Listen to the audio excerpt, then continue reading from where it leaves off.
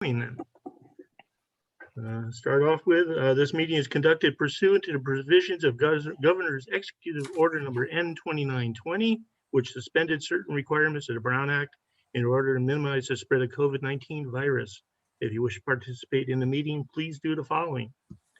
Meeting attendance through Zoom is webinar ID 865-8043-9727. And you call in also 669-900-6833 and use the same ID to get us into the meeting.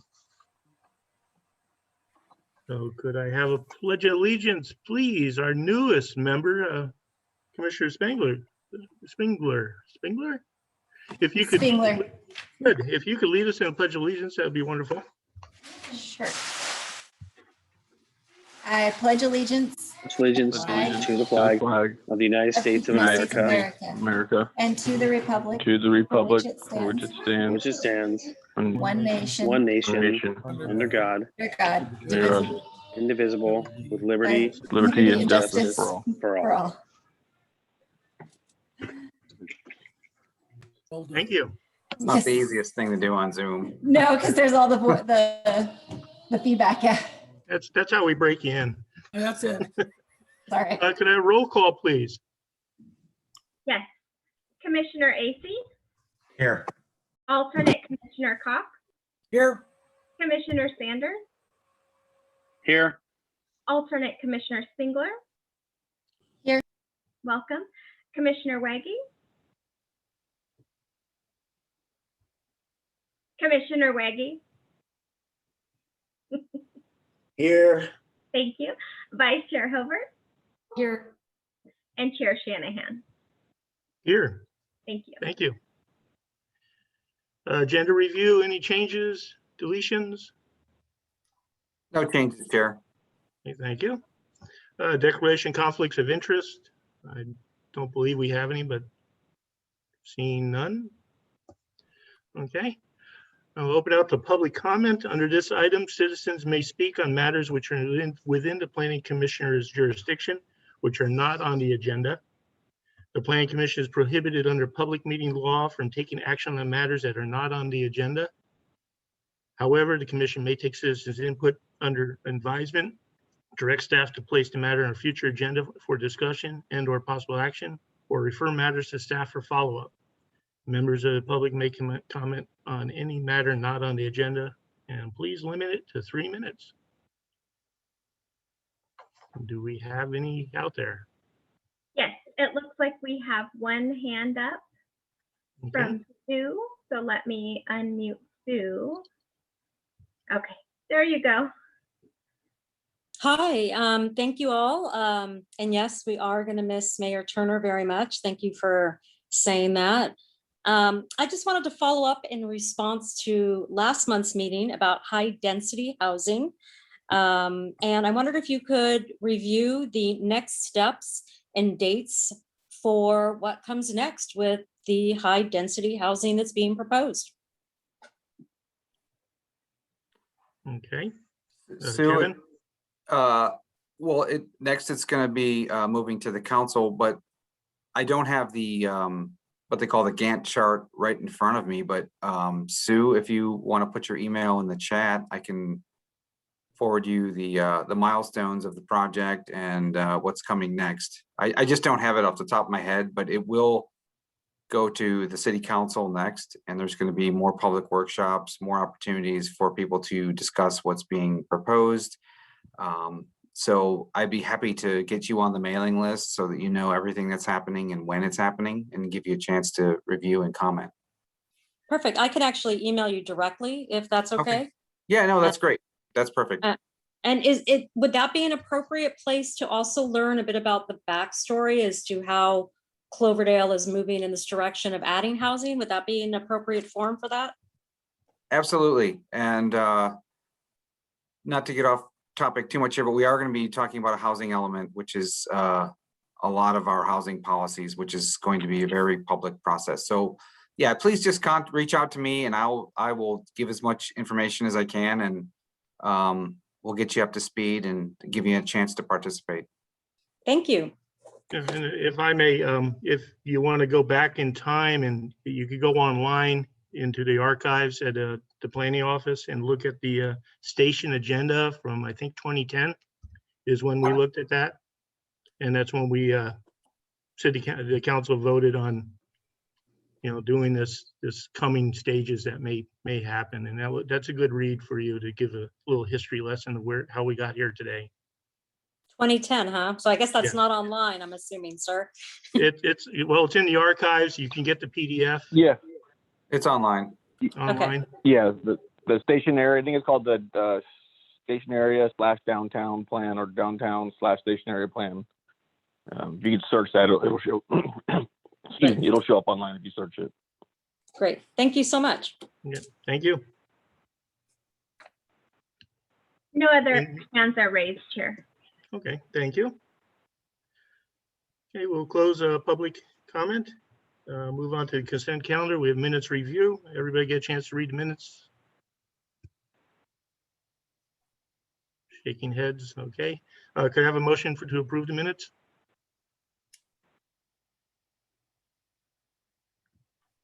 I move to approve the minutes from the last meeting.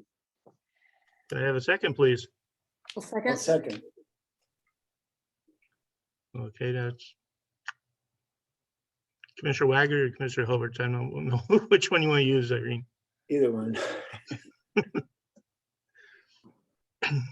Okay, a roll call on the approval of the minutes. Thank you. Sorry, I was on mute. I will use Commissioner Weggie as the second. So Commissioner Weggie, Aye. Vice Chair Hilbert, Aye. Commissioner Sanders, Aye.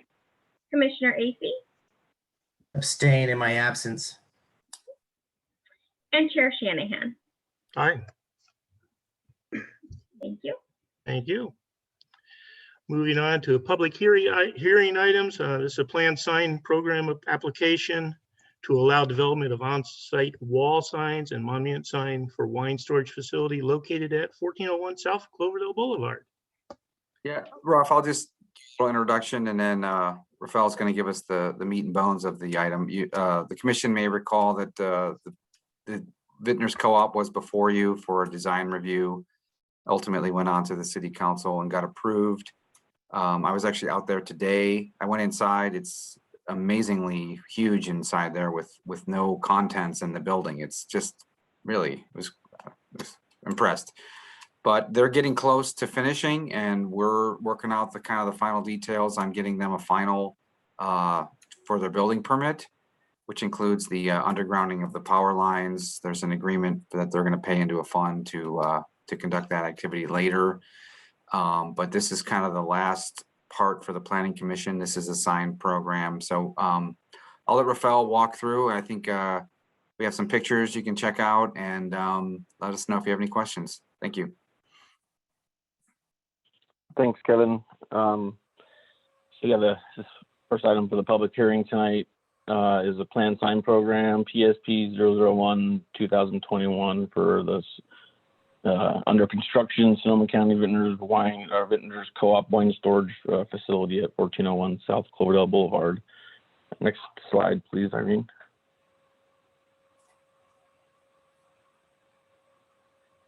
So this is the site just on the south end of town. This aerial doesn't show the building, which takes up a large portion of the site there now. But this is the location on the south side of town there, just south of the Renner gas station in the M1 zoning district. Next slide, please. So forgive me for I have some more zoomed in pictures or photos or illustrations, I should say, in a minute, but this is the overall kind of site plan showing the location of the 3 wall signs, essentially, will be proposed on the north, south, and east facades. Signs 1 and 3 are essentially the same sign, just on different facades. On the south and north, those are kind of the smaller ones at 80 square feet, and then the eastern facade would be 126 square feet. Next slide, please. So this is the two signs that would be on the north and south. They're identical, like I said, 80 square feet. And all the signs will be externally illuminated, not internally illuminated. So there'll be light fixtures mounted to the wall above the sign, gooseneck light fixtures aiming down in compliance with the city sign ordinance. Next slide, please. So this is just the one that will be facing on the east elevation, slightly larger at 126 square feet. Again, same lettering and color and same lighting. Next slide, please. And this is just the elevations. I know it's hard to see again, but so the north side, the top, the sign will be on the upper corner on the left is all towards the street side. And then on the east, that's kind of the freeway looking side or South Cloverdale Boulevard facing side, right in the middle there. And then on the south side, up in the right corner there. Next slide, please. So this is the colors. That'll be the signs. All the signs will consist of the same colors, same kind of background. And again, it's 286 total square feet of wall signs that are being proposed. Next slide, please. That's for all three. The wall sign on the south, north, and east facade. And then in addition to that, 286 wall sign square feet. They're asking for 48 square feet of monument sign. And there's no monument sign details provided in the application. You might be just wondering why there's no details for that. So the applicant just wanted to request the monument sign now and for the ability to install it later. And when if that time does come, when that time comes, there's conditions that would require that they submit for an administrative sign permit to work out the details as far as colors and exact square footage. But they did stipulate in there that they wanted the monument sign to be no taller than 6 feet total height wise, and then 48 square feet. And the location would be in a planter box no closer than 5 feet to the back of the sidewalk, as conditioned in the conditions of approval. And that kind of red area shows the general location of where it would be. But again, that'll be worked out at the future date whenever they choose to install it with an administrative sign permit at staff level. Should this plan sign program be approved? Next slide, please. So why are we here? Why did they need to go through the plan sign program, and why couldn't they just do an administrative sign permit now? So there's some restrictions with the administrative sign permits. Essentially, businesses are just allowed one wall sign per frontage. So like corner businesses could have two street frontages. And again, of course, the request was for 3 wall signs, so that limits them there. And then as you saw there, 80 square feet was the smaller signs, and 126 square feet was the larger signs. And the administrative sign regulations limit individual signs to no more than 75 square feet. And just the way the measurements work out, how administrative sign permit maximum square footage is, it's basically the length of the building that the entrance is. And this would have worked out to about a total of 244 square feet of total sign area. And that's just less than what they were requesting. And then also the monument signs are only allowed for businesses on properties that have more than one business. And this would, that's the only business on the property. So again, that's essentially the reasons that they needed to ask for the administrative sign permit, or to ask for the plan sign program, because as I noted there at section 18.12.020B, plan sign programs are essentially to allow some for flexibility to the sign standards that I just outlined. Next slide, please. Well, before I say that, sorry, I thought I had one more in there. I just wanted to say, so their request, we just want to actually, do you mind going back one more, Irene? So as I mentioned, their request is for 286 square feet of sign area for the wall signs, and then the monument sign. And just for some point of context, I guess, and this is in the staff report. I just forgot to mention, put a slide here for it. But for context, and historically, not that long ago, really, the plan sign programs that the city has approved, that the planning commission has approved. One would be the grocery outlet. Not that long ago, they applied for a plan sign program, and they had total of 1, 2, 3, 4, 5. They had 6 wall signs and a total of 342 square feet. And then they also had the monument sign, and that plan program was approved. Years before that, Ray's Food Place, where the Ferber Plaza Shopping Center, Ray's Market there, together with that plan sign program for Ray's, they have 4 wall signs, and their total square feet for all those signs was 352 square feet. And again, that was approved by the Planning Commission years ago. So again, this is just for some context. This one's, lesser amount of square footage and lesser number of, of wall signs. So with that, yes, you can go to the next slide, Irene. And with that, for those reasons and the findings listed in the resolution and the attached resolution, staff would recommend that the Planning Commission adopt the resolution to approve the plan sign program. And we're here to answer any questions. If I could just add, I see that the architect Greg Ledoux is also here. So if there's any real specific questions about the signs, he's available as well. Thank you. We have any questions on the report from the commission? Yes, Commissioner Racy? Yeah, a couple questions. What was the original approval year of this design through the Planning Commission? And then what are the purposes of the building? And what I'm looking for is really, are there any retail and or is this more of just a warehouse, or how does that affect us as a city on the tax purposes there?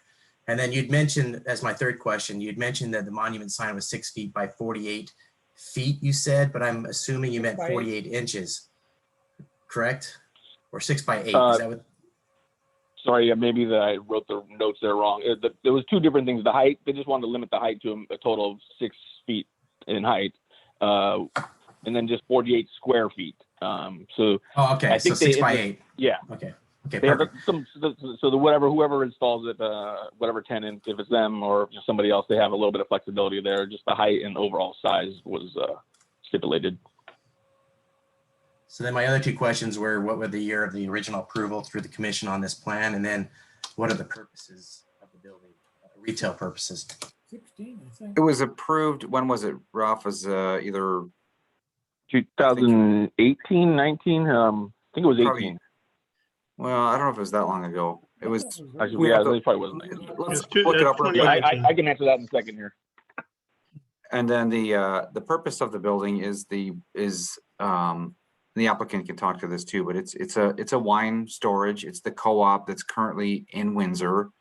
I think a big part of their business, and they can correct me if I'm wrong, is filling wine club orders and storing wine. In terms of tax revenue, we did have a discussion about this at the council. It is very limited because the point of sale for the wine is at the winery itself.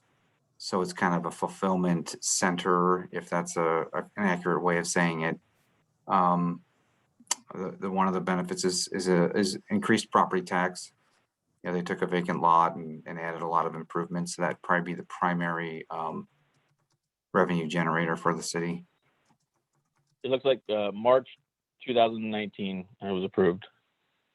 And just so you know, Commissioner AC, it did go to the city council for 2 meetings after that, and that was related to their request for the power lines. Perfect, thanks guys. Okay, any other questions on the report? No questions. I have a question. Oh, This is for the applicant. On page 4, the conditions of approval, page 15 of the agenda, items number 9, 10, and 11. What is the plan to address any graffiti and exterior maintenance of the facility? And this question again is for the applicant.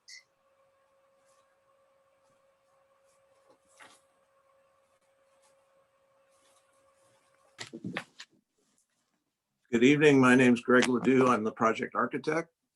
And the building is painted and actually has been treated. The concrete surface is treated with a clear sealer. So in terms of graffiti and maintenance, it would be painted over immediately. I can't imagine that it's a target that would be very popular. I think it's pretty visible from the freeway, so hard to imagine that it would be a considerable target. But that's the intent, just as any other building would be subject to that kind of vandalism. We would repair it immediately.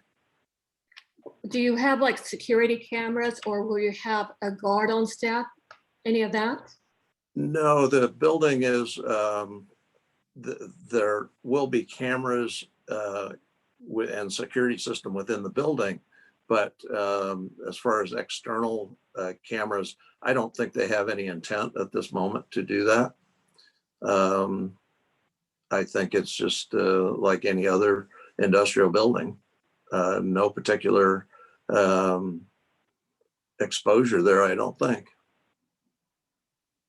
We've had some experience with graffiti here in town in areas that are very visible. I wouldn't think that on Clover Boulevard there would be graffiti, but it did happen. And that's why I'm asking that question. Well, I haven't, I'm sure if it became a problem, they would install cameras and if it absolutely became an issue on a repeated basis, they would also hire a security company to make rounds. But there has been absolutely none of that so far during construction. So that's, I would think that they would address it at that time if it became a problem, absolutely. Thank you. I have one miscellaneous question. It doesn't pertain to the signs, but I was just curious since the tax revenue issue came up. How many employees do you plan on having at that facility or hiring? There will be roughly 10 employees at the site. There'll be, and that will grow as their facility grows. It is all case goods storage. So, and they currently operate out of Windsor, and they have most of their administrative facility in Windsor. So the 10 employees would be primarily warehouse workers. And as there is a small office space, and that is planned to grow to 7, 8 employees on an office staff. There will be a part of the 10 employees. There will be a few of those, 2 or 3 at that location to process the incoming shipments of case goods into the building, into and out of. But most of the administrative work at the moment will happen in Windsor, where their current facility is. Thank you. Mm-hmm. Hey, any other questions on the report at this point? Through the chair, if I can, Yeah. Greg, can you describe the signs they're going to be painted onto the concrete? Is that the plan, or are they a different material, or? They're actually raised letters. I think it's quite a nice sign that's being proposed. That's quite expensive. They would be. They've been going back and forth between this high density material, and the final decision, as I'm understanding it at the moment, is a raised letter. So I don't know if you can see this, but this is a raised letter that is black, and it's a metal letter, and it's powder coated, quite durable, and I think it'd be very attractive. It's intended to be a maroon letter. You have in your packet a photo of their current color scheme. So the letters would not be black. They will be that color, but it will be a raised metal letter and not painted on the building. And is it lit with like a gooseneck fixture or something like that, or? That's correct. It's all external illumination, so it's not a retail facility, so there's no intent for it to be internally illuminated. Thanks, Greg. Mhm. If we have no other comments on the report, I'd like to open it up to public input if we have any. Do you have any questions coming from the public? There are no hands raised at this time, Chair. Okay, so we can close that and bring it back to the commission on deliberations. Now we can, get into the meat of this. So do we have any other questions that need to be asked, or we got rid of those? No questions, just feelings, thoughts. Okay. Would you like to share? Yeah, sure. So we're mentioning this was used as a fulfillment center, it's not going to bring as much revenue to the city. So I think it's more of a housing, which I agree with, allowing the participation to the wineries and bringing that unity and a cooperative. I'm opening a cooperative marketplace in downtown Santa Rosa, so I can't complain about a cooperative marketplace. But what I do have a problem is it's not going to bring the revenue as much to our city. So I'm concerned about having multiple signs. And I specifically drove this a couple times today just to see where we're going with things. And my only concern is the third sign. I agree with having a sign on the east side facing the freeway. I think that's a great vantage point for them to get some recognition. I like the classiness of the signs. I agree with that. I agree with the sign in the front of the building, but the back of the building on the south side, I think it does no point. As you're driving up the freeway, you actually see the east side of the building, not the south side. And it's kind of covered by vegetation. I'm hoping that we screen that side of that building even further, because I think that as we're driving into this town, seeing the approval of this plan, that's why I asked about the year of it. I don't remember seeing this plan before. It's kind of shocking as the first thing you see coming into town is this big, large building, and that's the east wall or the south wall. So I'm hoping we can screen the south wall even more and not put a third sign there, but keep the two signs on the front two part. I agree with the monument sign as well. I think it's a good idea. And I appreciate that it's evolving more than I planned, because seeing the original concrete box, I was a little scared how this is going to turn out. I do hope that it maintains like the rendering you have here, where you have a lot of wood faux facade of a door and that looks like more of a winery. I hope that you keep that integrity there to kind of break it up from being a simplified concrete box, because this is really going to be one of the biggest first things you're going to see as you drive into our city from the south side going north. But that's my point. I'm fine with the size of the signs because they meet my normal practice, which was the length of the wall is your square footage. Well, may I respond? Yeah. What I'm concerned about is the truck traffic northbound on Cloverdale Boulevard. That's not supposed to happen, but we want to identify the building, absolutely. The intent of the signs is not only to identify the building, but as graphics on the building to make those facades a little more interesting. So that's the intent. And we're really trying to make sure that the truck drivers get where they're supposed to be going and not wandering streets and I agree in town and trying to make maneuvers where they shouldn't be.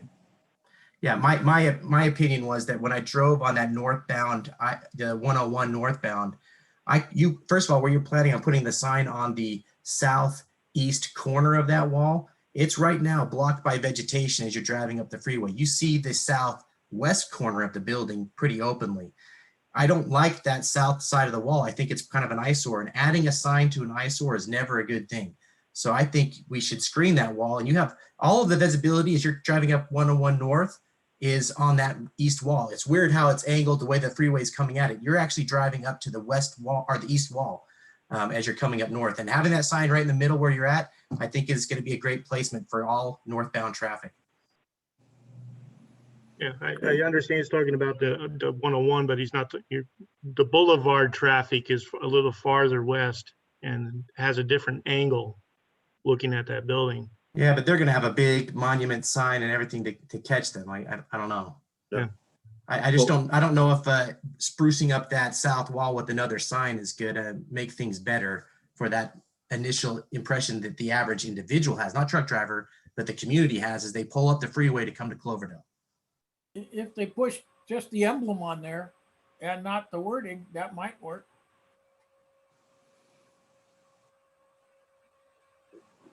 That's a possibility.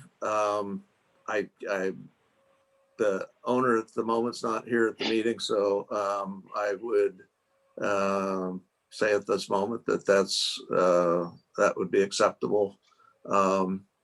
We definitely need the easterly sign, and we absolutely need the sign on the north side to identify the office area.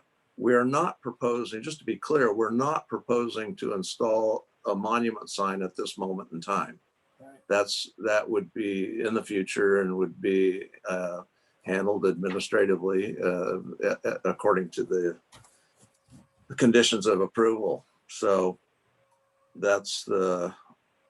we really have no intent for the monument sign at the moment. The building signs would suffice, and that's what we're proposing at the moment. I know we had a lot of discussion on the frontage when we saw this originally about, the landscaping and trees, and is the backside going to have as well some trees planted back there, like we discussed on the frontage? There are trees planted along the south property line. So as that's part of the landscape plan overall. There is more landscaping on the easterly frontage. That's the Cloverdale Boulevard side. Mm-hmm. And we have, it's not installed at the moment. They were working on it today, as a matter of fact. But there are two wooden doors. They're faux doors, but they're to be installed on that easterly elevation. There is a trellis element that's installed on that side, and there are espaliers on that as well with, so there'll be vegetation, vertical vegetation on the wall. There were several issues that we discussed at length with City Council back when all of this was approved in 2019. Okay, thank you. Mm-hmm. Do we have any other commissioners have any input on that, the south exterior wall signage? Is it bothering any of you, or you're okay with it? Hey, Irene, can you put that slide back up for the south wall where Commissioner Say is talking about there, please? Yeah, it shows the 3 elevations. Yeah.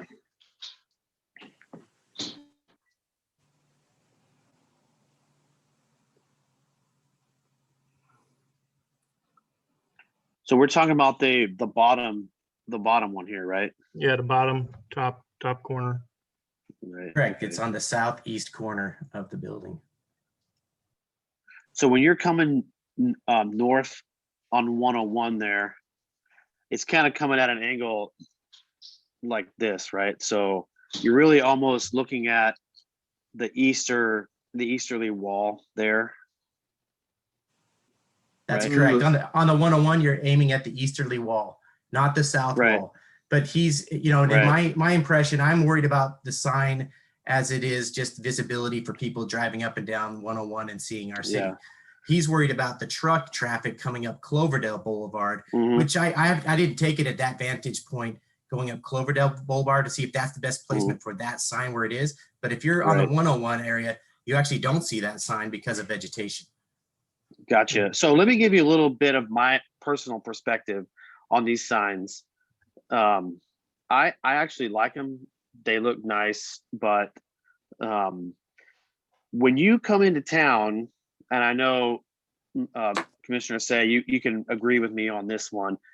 A couple of months ago, when you're coming into town, you see this building, this huge concrete building over there on the left-hand side. A lot of people ask me if the county is building a prison or a jail or something like that here, right? I know you guys are agreeing with me. This is a thing, right? And so as the construction has continued and they put these nice archways in over the faux doors and this and that. It's starting to really look like something that I'm starting to like it.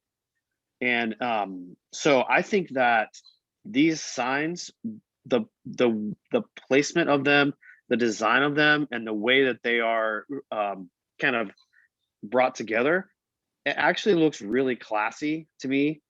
So I work over in the Napa Valley, and you see things like this all the time. And I think that having a sign there for the people that are coming into town on 101, the people that are coming in from the south on Cloverdale Boulevard, or whatever that road is called. Once you get past there, Bob, you can probably help me out there.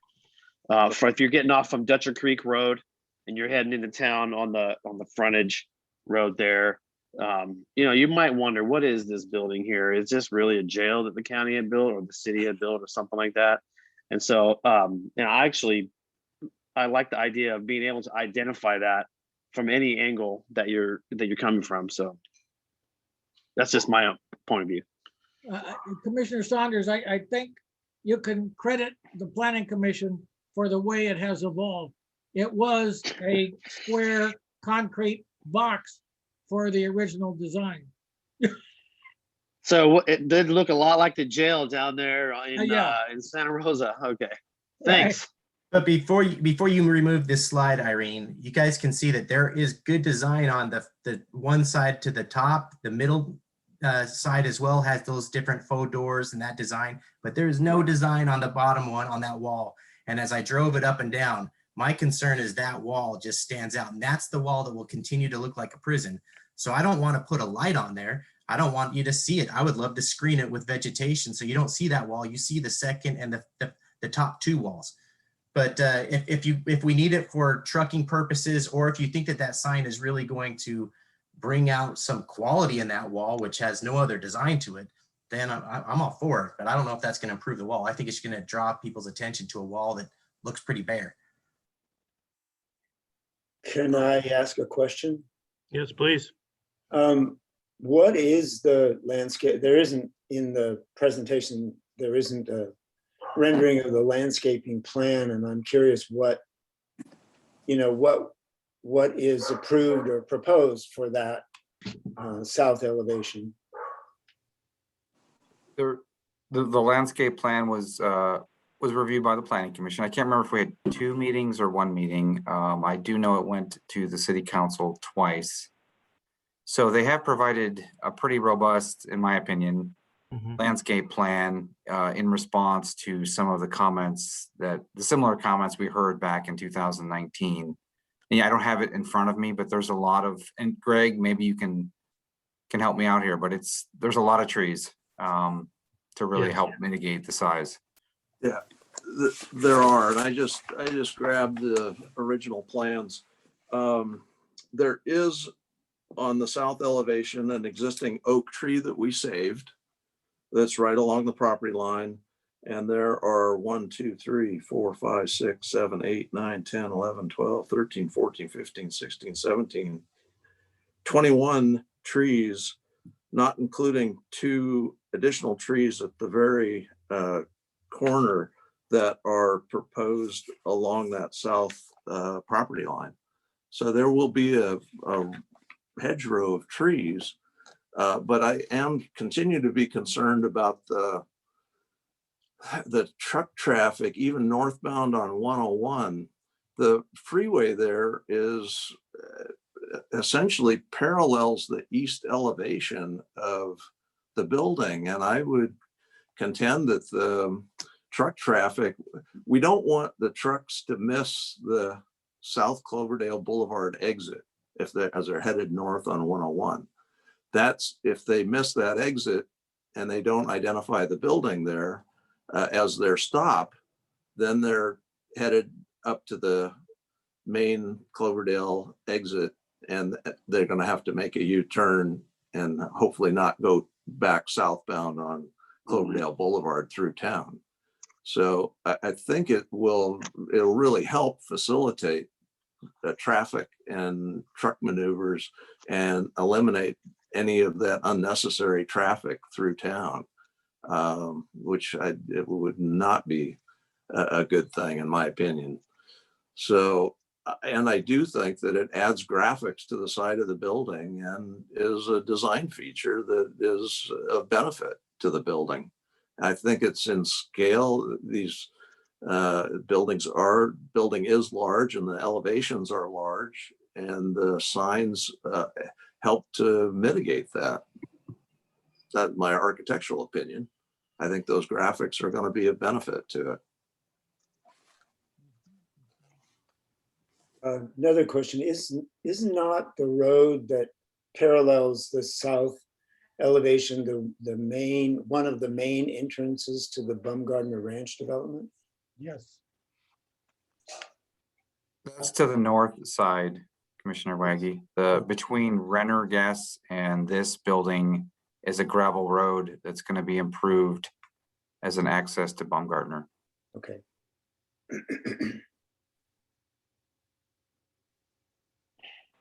You have any other comments? I have some input. Okay, I used to work at a general engineering construction company just down the road from here, and it was really important that we always got off on the Dutcher Creek exit for the reasons that have already been discussed, but it was very dangerous for us to make the left turn off of the South Cloverdale exit to go back south along Dutcher Creek. And you also, if we get a lot of people running that stop sign there, and if you've got trucks coming in there, oftentimes people think that everybody coming north on there is going to make that right-hand turn, which doesn't happen. So I do see the safety aspect of it.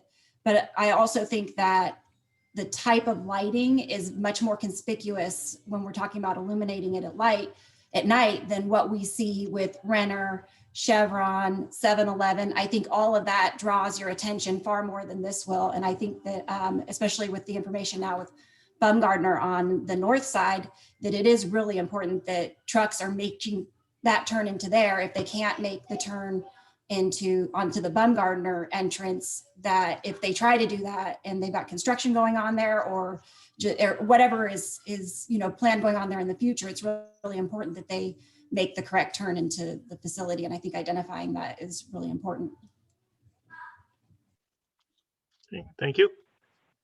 I'll Yeah, bet sure. that most truckers, once on their second run to this facility, they'll get off at Dutcher Creek rather than having to make a left turn on South Cloverdale Boulevard. That Yes. intersection I am very concerned about with all of everything down there. It's already kind of a problem and it's going to be worse. We could add another light. Commissioner Overts, any input?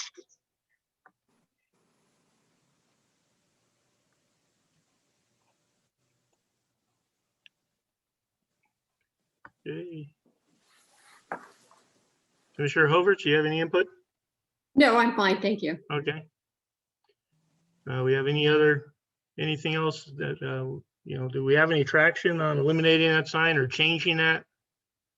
You just see hands up. I think you could probably leave it the way it is, as long as the facade is mitigated with those trees, and it sounds like there is a plan for that. And that would definitely help shade that big facade there. I would agree that the access is probably from Dutcher Creek rather than from South Cloverdale exit, which is going to be a problem on that end of the road because it's not a wide road. But based on the sign ordinance that we have and the argument that Raphael put up, it seems like it's their planned sign program fits the bill. So I don't have a problem with it. Okay, thank you. I removed my concerns as well. I had a problem. I don't have a problem because it's not a neon sign. It's a exterior sign pointing down. I do have a concern of screening of that wall. So I can see the sign for safety of truck drivers, but I don't want to give in to the fact that we're just trying to take care of the truck driver aspect and giving up something that could just really distract our city. So I'm hoping that you can really invest and getting those 25 trees to be heritage sized trees to really immediately start to screen that south wall as much as possible. Well, we did request when we did the original plan on this, we did request that they have larger trees come in than the original, normal builder would bring in. So Yeah, we are good. getting larger trees. And it, if I remember correctly, it was a really nice plan for screening that building on all the way around. The frontage is beautiful and the back would be, is going to be screened pretty well. Unfortunately, I'm the only one that was still here then, so. So I just have one more thing to say about this. As somebody who used to be a truck driver in a previous career, you cannot have enough signage, because the minute you avert your eyes to traffic around you, you're getting ready to change from one lane to another, right? You're driving a vehicle that's 65 feet long. You cannot have enough signage. You cannot be notified enough times of where the heck you're going. And I think that this sign on the southern elevation there will really provide that extra, even if it's just an extra quarter mile, extra half a mile or whatever, for that driver to look down the road and say, okay, this is where I'm going, and then he may even be able to make that choice, but maybe I can get off here at Dutcher Creek, or, at least, oh yeah, this is definitely it. I'm taking the next exit. So that's just one more little bit of insight. Thank you. And Chair, my apologies. I do have a hand up. I don't know if you wish to reopen public comment or leave it closed. I was going to reopen it just because of the discussion that we had. So if everybody on the dais is okay with our discussion, I'll open it back up to public comment. Okay, please, if you could open it up. Thank you. So we have Sue. Hi, it's Susan again. As a resident of Cloverdale, I thank you, Commissioner Assay, for pointing out the importance of, as residents and tourists enter Cloverdale, what is some of the first things they're seeing. And while I realize they are trying to beautify this enormous cement building, it is not a tourist building. It is a warehouse. And I appreciate all that they're doing, but I do also really support minimal signage on that south wall, because it is the first thing we see. And I appreciate everything we're hearing about what the truckers need, but that actually makes me very sad to think that we're creating things for truck drivers, not for the residents, not potentially for tourism, because what was there was a beautiful field and we could see trees, and now we see a huge building. So thank you for at least commenting on that keeping something in the beauty of Cloverdale and in our small town, the first thing we see is not a giant warehouse. And I think there's other ways that drivers, such as GPS, can identify where they're going. So I just wanted to add that comment, that thank you for saying that, Commissioner Assay.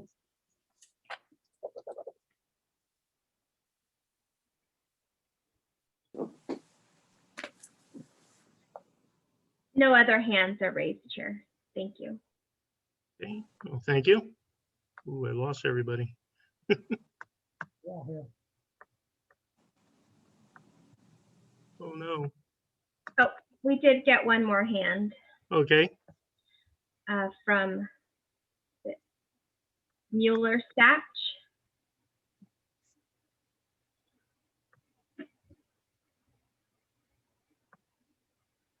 Oh, hello.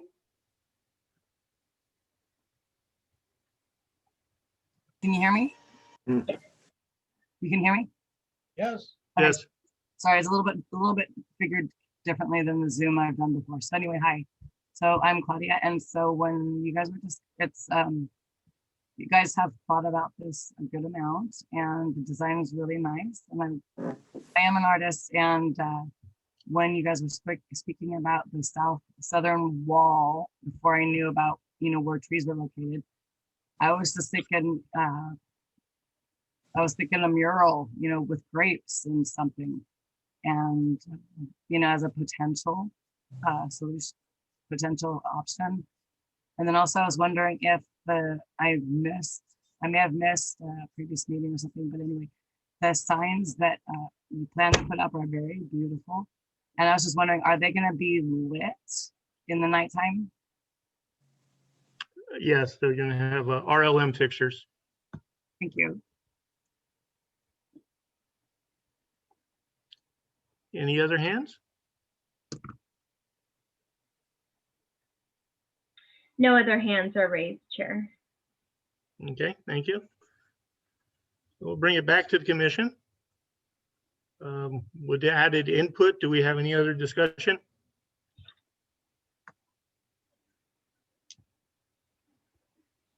Not seeing any. Everybody's good? Okay, I'd like to call for the resolution then. If somebody would like to make it.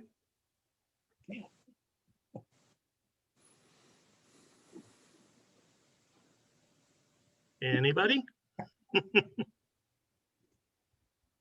Well, Chair, I will offer it. I won't be able to vote on it, but let me offer the resolution by title only, City of Cloverdale Planning Commission, resolution number whatever, 2021, a resolution of the City of Cloverdale Planning Commission approving a plan signed program development PSP 001 2021 to allow wall signs and monument sign for a wine storage facility located at 1401 South Cloverdale Boulevard, APN 117-040-101. Thank you. Could I have a second, please? I would second that. Okay, thank you. Can I call for a vote, please? Commissioner Reggie,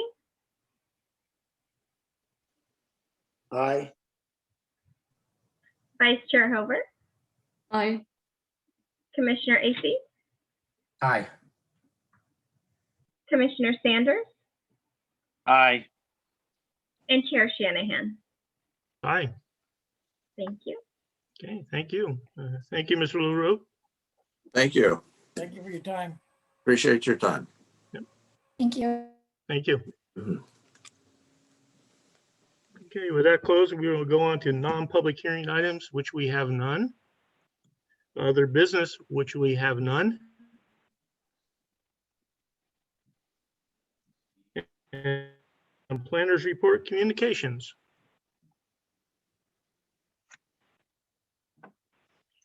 Thank you, Chair. I just want to start out by giving a big welcome to Melissa Splingler to the commission. I was involved with interviewing her in the past, and I'm really glad that you stuck with it. And I think you're going to have a lot of great comments, and we really look forward to hearing from you. So thank you for your service to the community. This week, or next week at the City Council, we're going to request that the RFP for the housing element be approved. We took that to the Planning and Sustainability Subcommittee, and they reviewed it. It's pretty standard because the housing elements are very standard. And you've been hearing Rafael and I talk about housing elements for a long time, but now it's getting going, and you're going to have a chance to really take a look at housing in town and provide your input. And hopefully others who are participating in the meetings can join in as well. In terms of development, I'll keep it short. Probably the biggest one is we received an application for 81 units on Osty Road. And that is a high density project just south of Crocker Road. It's an oddly shaped parcel, kind of a triangular. It would be 100% affordable. And as of right now, we got the application about a week ago. It's being routed for comments with eventual, it'll be before the Planning Commission at some point. It's really just a design review because it's in the transit-oriented development. It pretty much, at our initial reaction or our initial look, is that it meets the zoning standards. So there won't be there won't be any exceptions except for ones that are allowed for under affordable housing. So stay tuned on that one.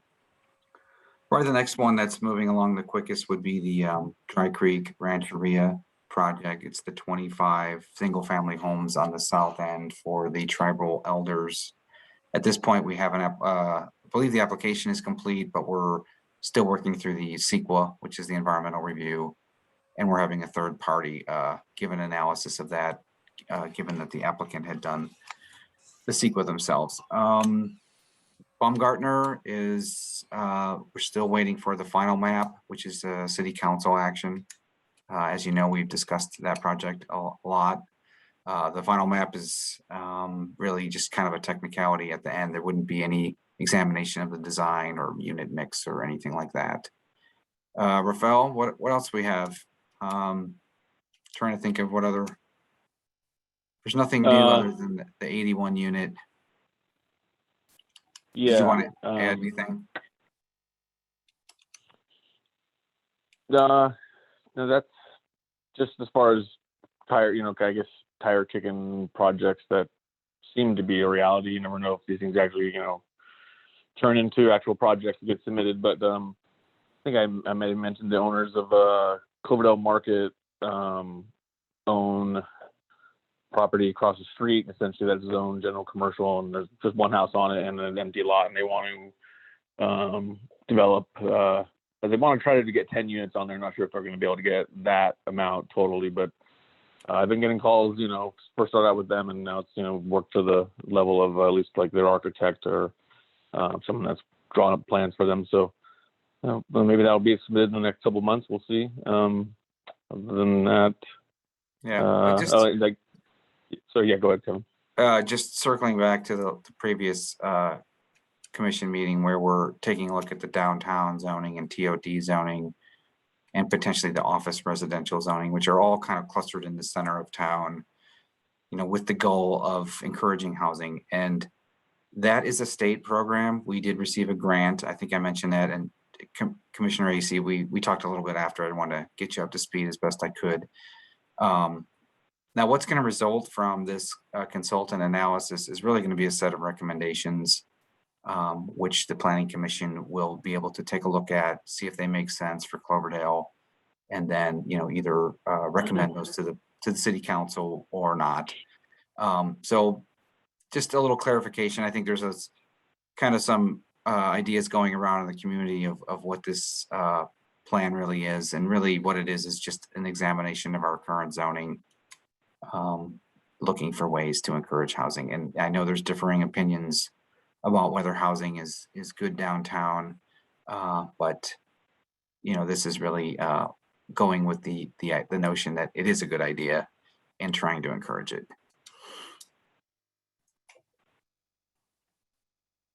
I guess that would be the end of my report, unless anyone has any questions. Okay, not seeing any. Do we have any direction from commission to staff? Not seeing any. Well, I actually have one recommendation for you. As you're moving forward with this housing element and preparing to approach the public again on discussions of high density housing in a TOD area and all of that, I'm hoping you come with a couple bits of information like we talked about earlier, Kevin, on really knowing what the timetable would be of traffic, water, and other studies that could affect the overall the infrastructure or the impact fee for a project. And then second, really just educating the community. And so bringing with your report the information that we have certain requirements of the state to meet requirements and how that influences it, and why we're required to follow the state, and what our fiscal responsibility is there, or our punishment could be, as well as just the impact of, I think, because I know Commissioner Horvitz and I attended a commissioners meeting, which we no longer do thanks to this whole virtual world we live in. Yeah. But we attended that whole statewide commissioners meeting, and they really educated us on the importance of higher density housing versus sparsing, which I definitely don't want to sparse as a city. So if we have to grow, do you want to see homes up and down the hillside, or do you want to see a smarter planned development? But yeah, and I would bring that to the attention. Yeah, thanks for bringing that up, Commissioner Acey, because I did forget one important thing that we are working on. I can't believe I forgot it, but there is a PowerPoint presentation that has been put together for the city of Sebastopol by Myers Nabe, who is our attorney group.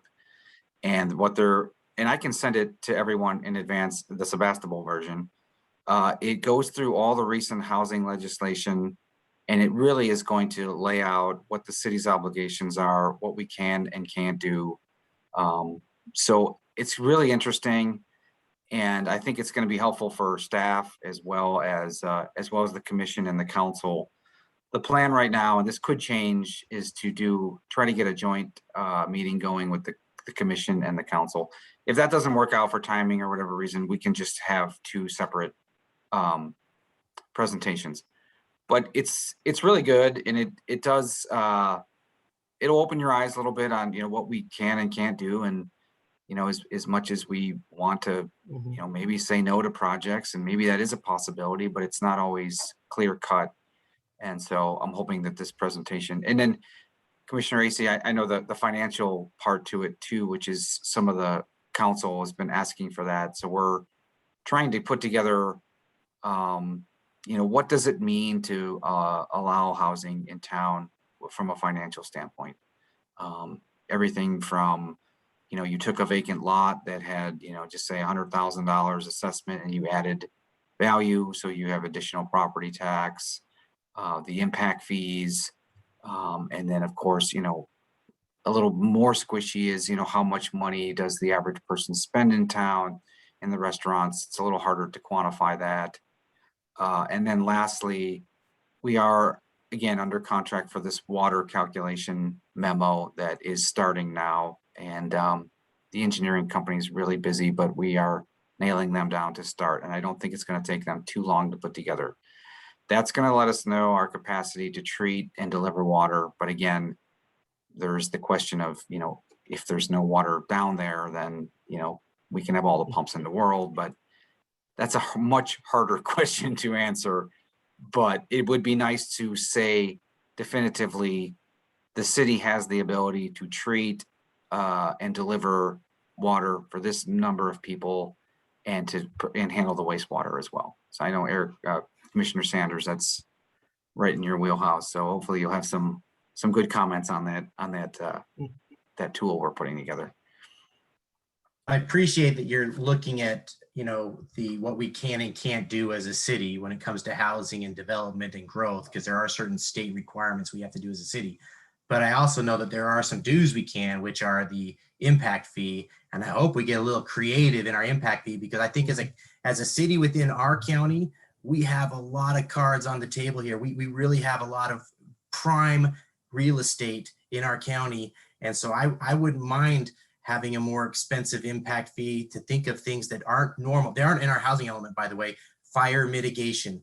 How do we really protect our city? That needs to be built into the impact fee. The water crisis is already a concern. We need to forecast what could be really bad if Lake Mendocino goes away, because it's only 45% full right now. So let's get creative with our impact fee, build something that could be a little bit more expensive to build here, which might cause a little slow in development. And then we can get creative in recruiting developers to pay that fee so that we can have a better city all around and make some money, because our city's not going to make money on its own. Yeah, one of the things in the budget is some money to update the impact fees. And there has to be a study, and there has to be what they call a nexus between what the developer actually impacts on your city and what you're charging. So it's there's a lot of cities with different creative fees, so we'll be taking a look at that.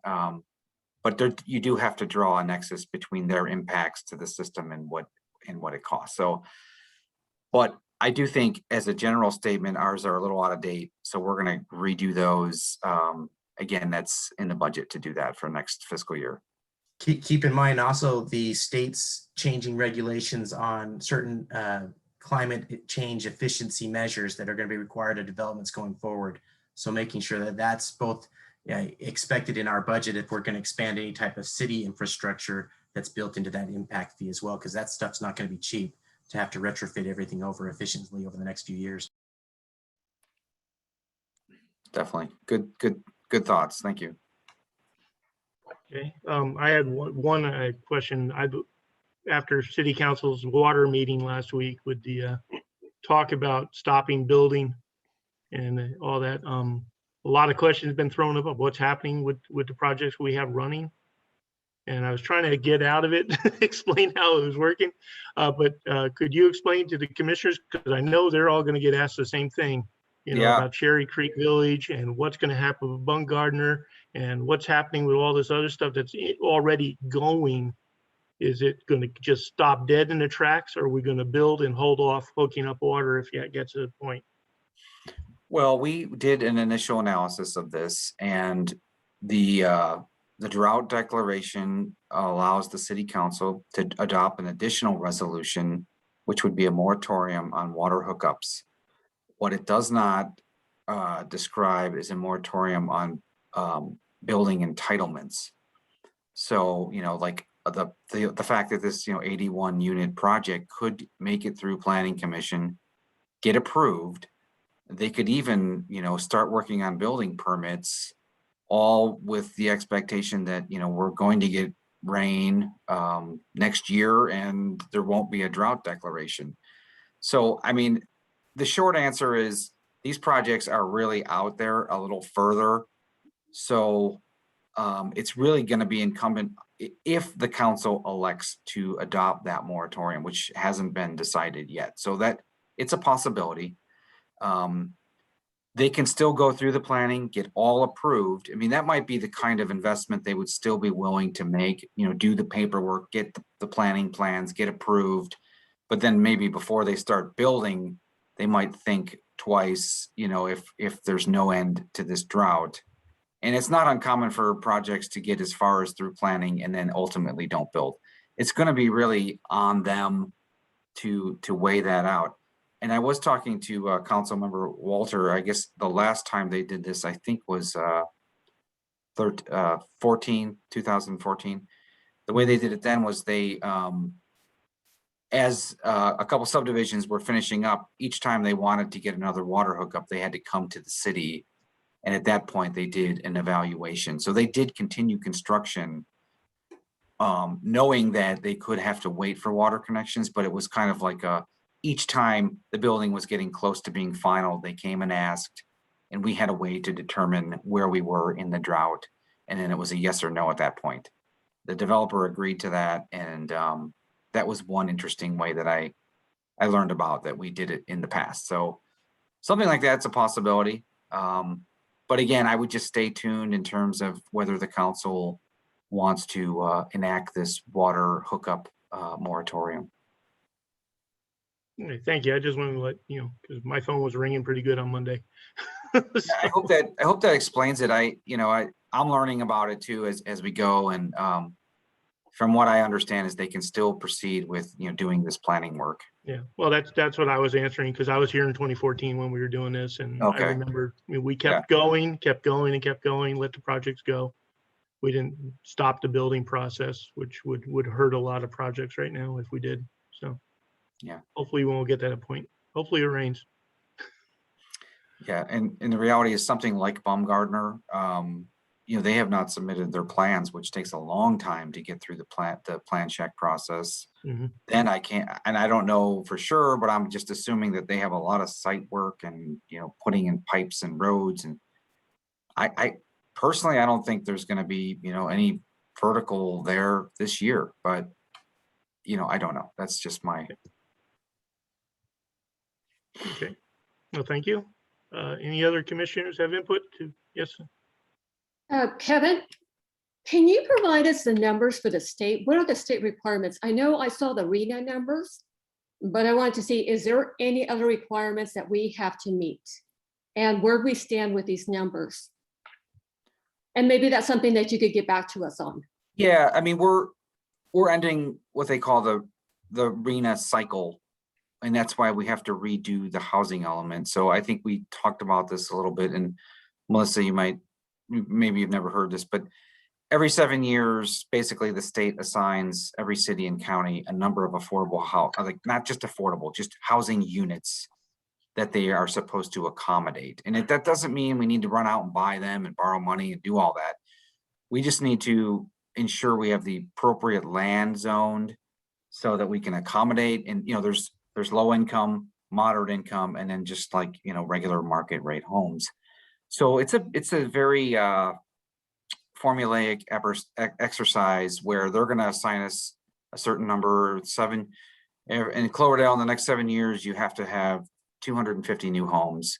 You have to have 60 single family home, or, and then on down the line, low, very low. And then the whole housing element is really centered around that.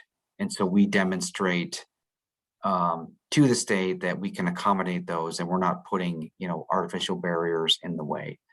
Sandra, that's the big one. And then the other one's probably going to be this presentation we're putting together with the attorney's help. That's going to describe the recent changes in state law regarding housing. And I can send you, I don't know who I sent the Sebastopol one, but I'm happy to send that to everybody just to get a preview. And you'll see like AB 734, precludes the city from this or that. And it's really interesting. So we're getting a presentation together. So I think it'll be very helpful. Thank you. Okay, any other? In regards to immediate building and potential things that might happen this year, from a building material standpoint, anybody who has gotten an estimate, got estimates like early to 2020, the price of materials has increased exponentially at insane rates that we're seeing people walking away from jobs. We're having framers that can't even purchase materials for twice what they got them for, and they're walking away from contracts. So I think until that stabilizes, I think we might see a lot of people pumping the brakes on some of these developments, and then hopefully by the time they want to move forward, we'll be out of this drought. Yeah, that's a great point. You hear a lot about the price of lumber. I don't know what's going on there, but it's crazy. To tie into that, because of my research project that I'm doing in my other life, a lot of our homes and businesses where we're installing these measures are seeing it partly because of the pandemic and the fact that the labor forces in different areas are causing this blockage of materials being shipped out, whether it's from overseas or whether it's locally. You're seeing this major cost that we're seeing, construction costs locally. And we budgeted this in 2018, just after the fires, these renovations, and they're about 300% of what we were expecting back then. Wow. Okay, any other additional? I think there's some public. Oh, wait. Okay. So with that said, I will adjourn this meeting to our next meeting, June 1st, 2021 at 6:30. Thank you. Thank you for attending. Take care, everyone. Okay. Thanks, everybody. Good night. Good night.